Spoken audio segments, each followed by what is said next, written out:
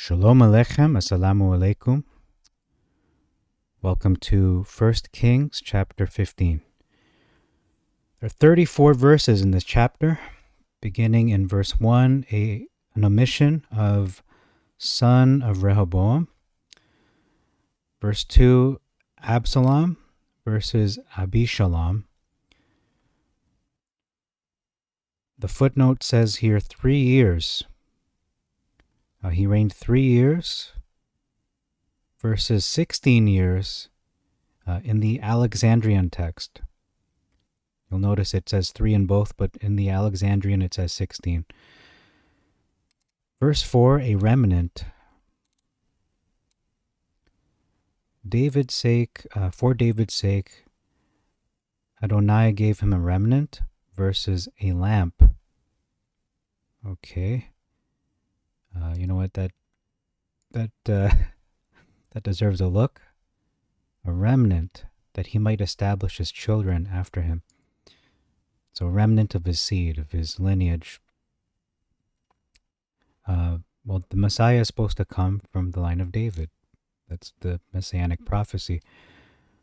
Near or ne'er, lamp. So not remnant, only lamp or light. Okay, so that's a difference there. Children, he might establish his children, so not just one son, but multiple children, including perhaps daughters. But in the Masoretic, it says son, just one son.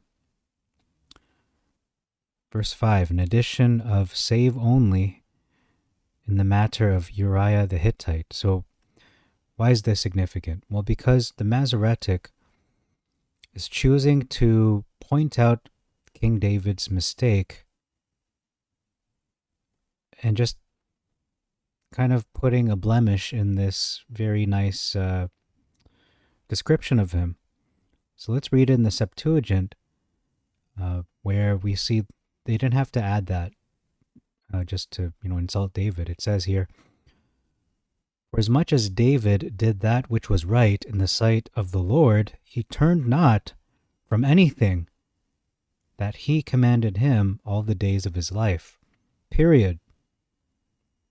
But then the Masoretic kind of puts a little, stain in his record saying, oh, remember that time you made a mistake with Uriah the Hittite?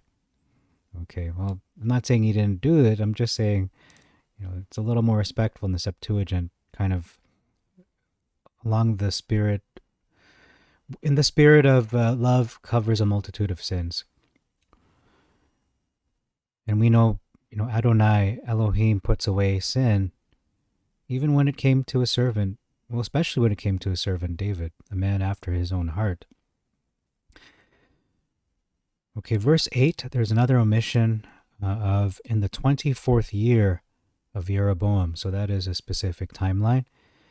And he was also, it says, buried, not just buried, but with his fathers. That was omitted as well, which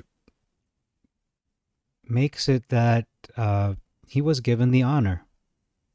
It's qualifying that he was given the honor of being buried with his fathers in their tomb.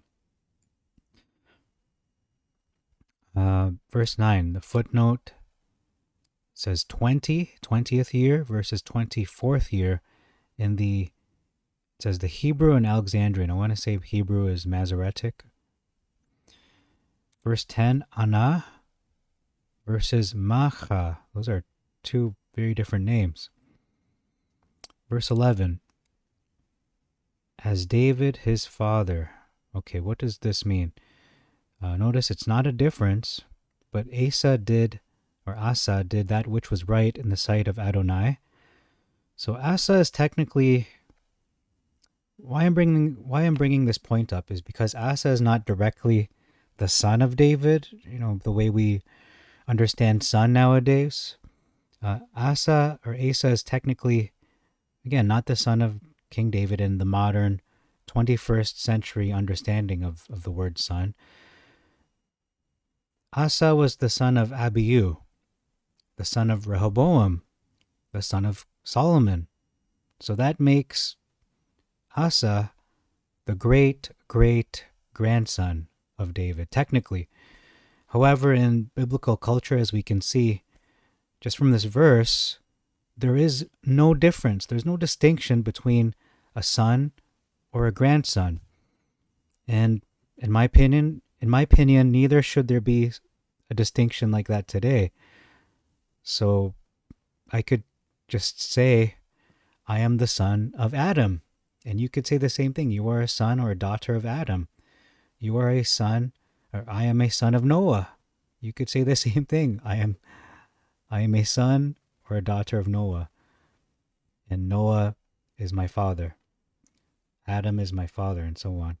Depending on your lineage, you can kind of go a little further down the family tree.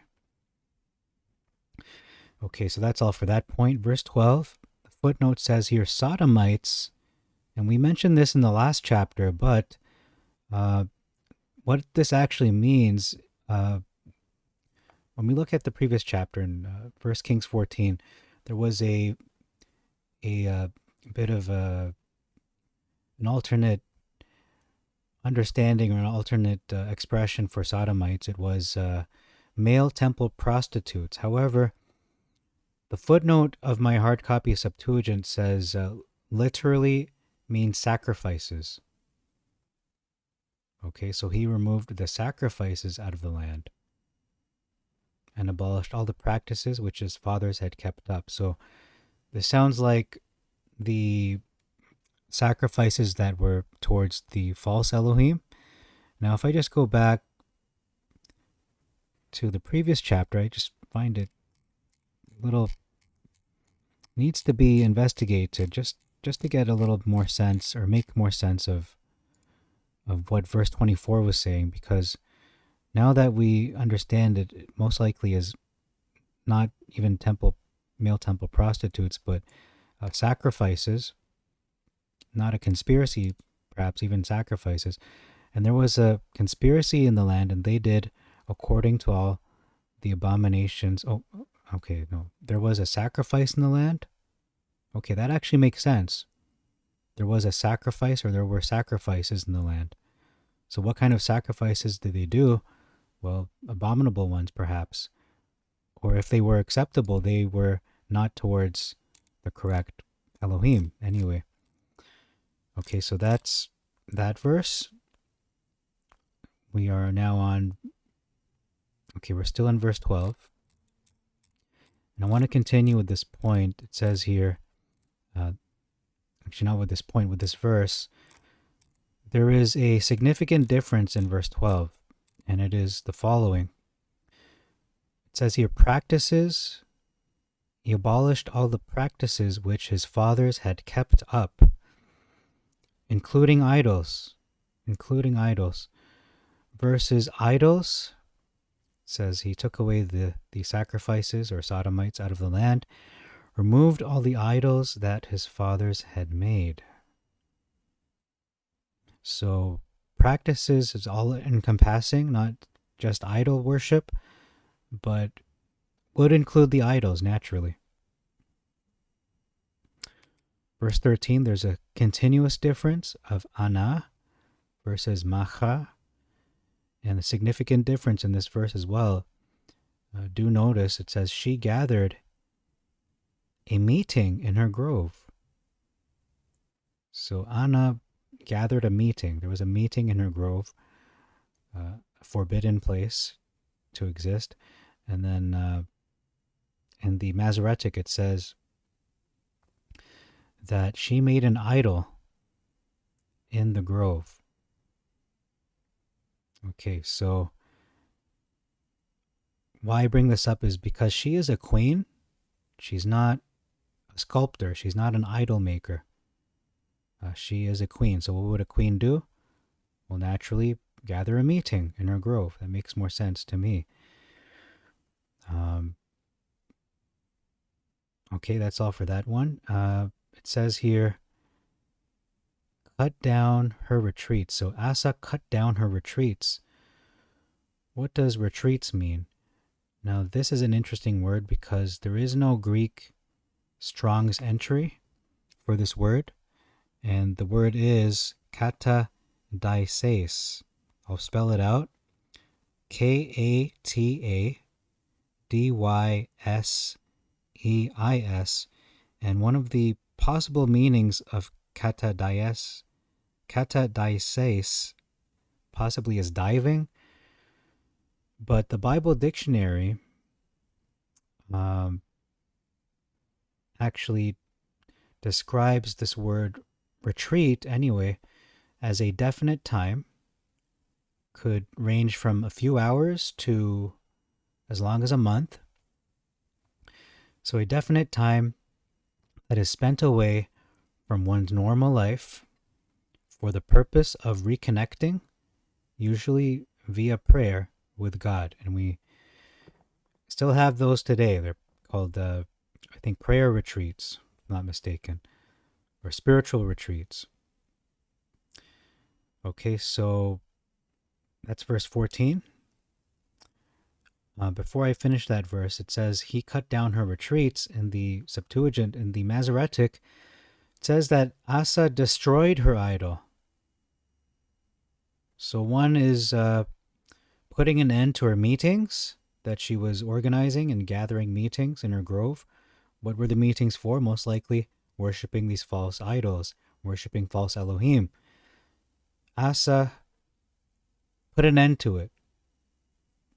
He had to correct his own mother. He removed her from being queen because of these reasons specifically. Asa destroyed her idol, okay, and burnt it by the brook Kidron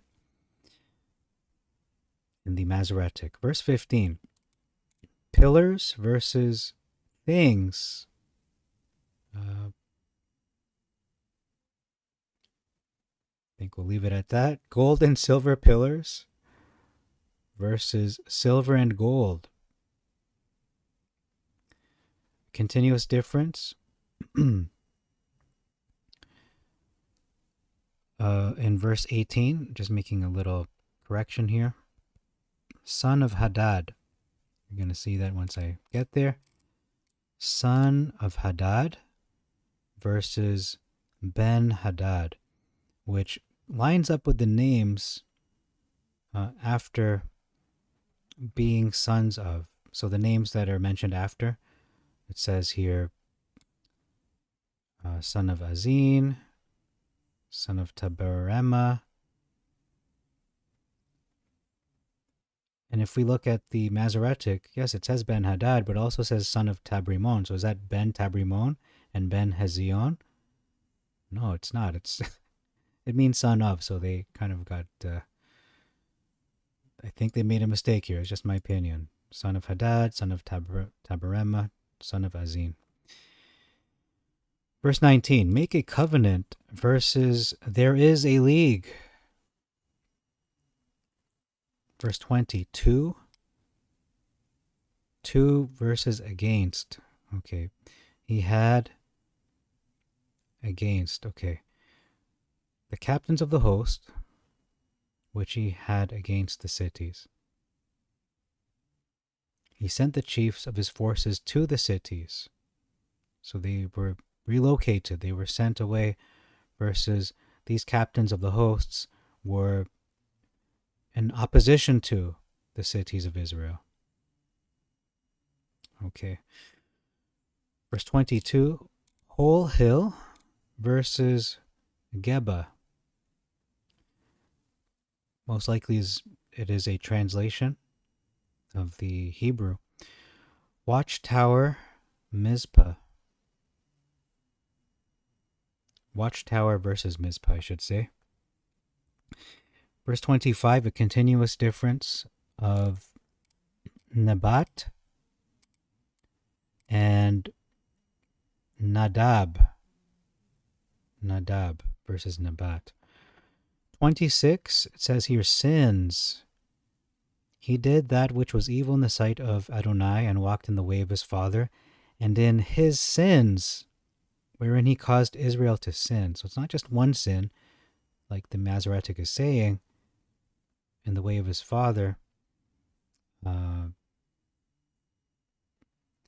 and in his sin, just one sin. No, it was multiple sins.